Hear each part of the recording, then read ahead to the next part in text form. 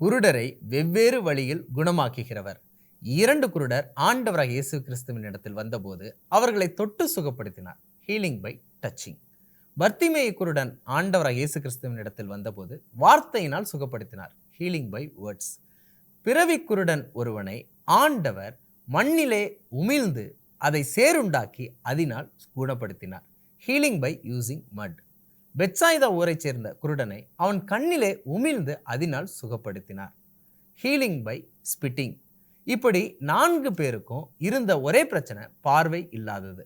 ஆனால் அவங்கள குணப்படுத்துறதுக்கு ஆண்டவர் 4 வெவ்வேறு வழிகளை பயன்படுத்துகிறார். அதை போன்று நம் அனைவருக்கும் பாவ பிரச்சனை இருக்கிறது.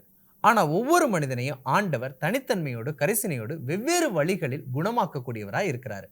வார்த்தையினால குணப்படுத்துவார், தொட்டு சுகப்படுத்துவார். ஆனால் நிச்சயமா அவர் நம்மை குணப்படுத்தக்கூடியவராக இருக்கிறார் என்பதை நாம் நம்பலாம்.